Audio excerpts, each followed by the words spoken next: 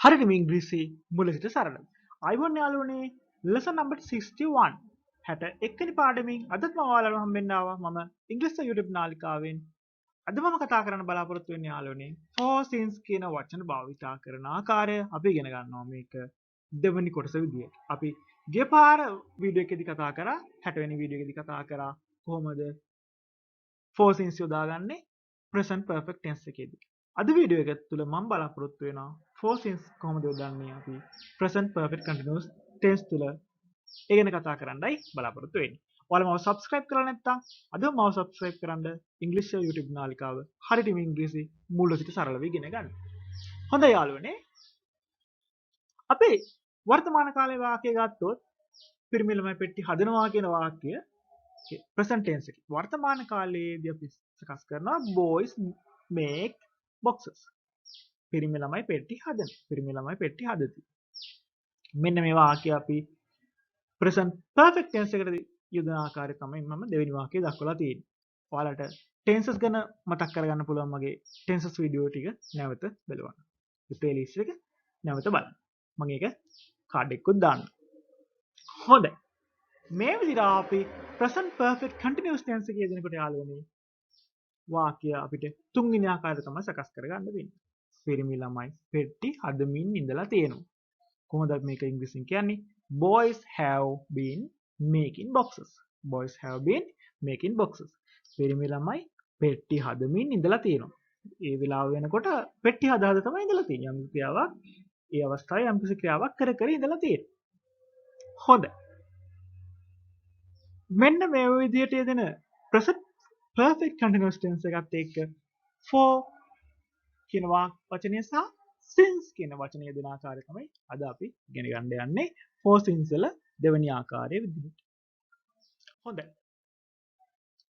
අපේ ප්‍රශ්නය අපි අහනවා ප්‍රශ්නය. මෙන්න මේකේ පිරිමි ළමයි කොච්චර කාලයක් පෙට්ටි හදමින් ඉඳලා තියෙනවද? කොහොමද අපි මේ ප්‍රශ්නේ හදාගන්නේ? පිරිමි ළමයි පෙට්ටි හදමින් ඉඳලා තියෙනවා කියලා අපි කියන්නේ boys have been making boxes. Boys have been making boxes. Boys have been making boxes කියන වාක්‍ය අපි ප්‍රශ්නයක් බවට පත් කරගන්නකොට boys කියන වචනයට ඉස්සරහට have කියන උපකාරක ක්‍රියාව යෙදෙනවා. ඒකට අපිට පුළුවන් how long කියන ප්‍රශ්නාර්ථය යොදමින්. how long කියන්නේ කොපමණ කාලද? අපි WH ප්‍රශ්න ගැන WH question ගැන කතා කරලා තිනවා ඒ වීඩියෝ එක. නැවත ඔයාලට ඒක මතක් කරගන්න පුළුවන්. අපි එතකොට ප්‍රශ්නේ හදාගන්න යාළුවනේ how long have boys been making boxes? How long have boys been making boxes? පිරිමි ළමයි කොපමණ කාලයක් පෙට්ටි හදමින් ඉඳලා තියෙනවද? මෙන්න මේ කියන පිරිමි ළමයි කොච්චර කාලයක් පෙට්ටි හදමින් ඉඳලා තියෙනවද? අපිට මේකට උත්තර දෙන්න පුළුවන්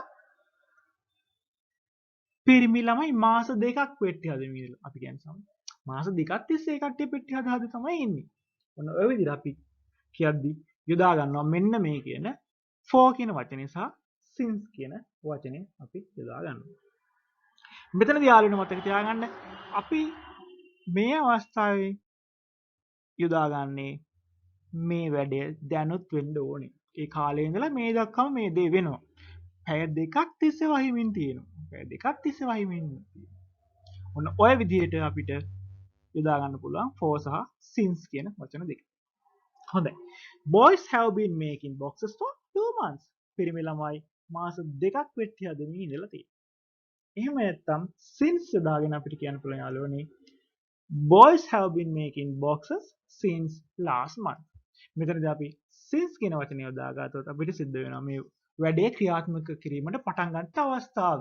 ඒ අවස්ථාව මොකක්ද කියලා අපිට කියන්න.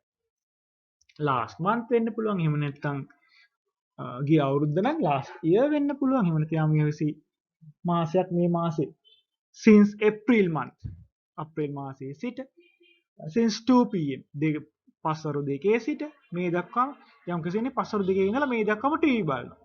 දැන් වෙලාව පස්වරු 7යි. ඒක පස්වරු දෙකේ ඉඳලා පස්වරු 7 දක්වා මේ දක්වා පස්වරු 7යි දැන් මේ වෙනකම්ම ටීවී බලනවා. මොකද අපි කියන්නේ son has been watching television since 2 pm.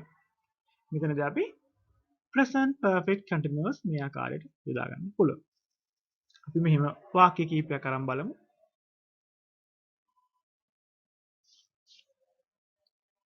මම පැය දෙකක් තිස්සේ මෙතන බලාගෙන ඉන්නවා. මම යනවා යාළුවෙක් හම්බෙන්න ගිහලා මම බලාගෙන ඉන්නවා මගේ යාළුවයි කියලා. කොහොමද අපි මේක කියන්නේ? මම පැය දෙකක් තිස්සේ යාළුවා එයි කියලා බලාගෙන ඉන්නවා. I have been waiting for 2 hours.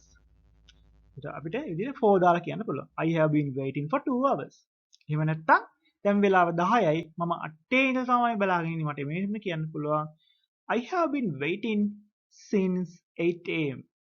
I have been waiting since 8 am. ඔය විදිහට අපිට for since යොදා ගන්න පුළුවන්.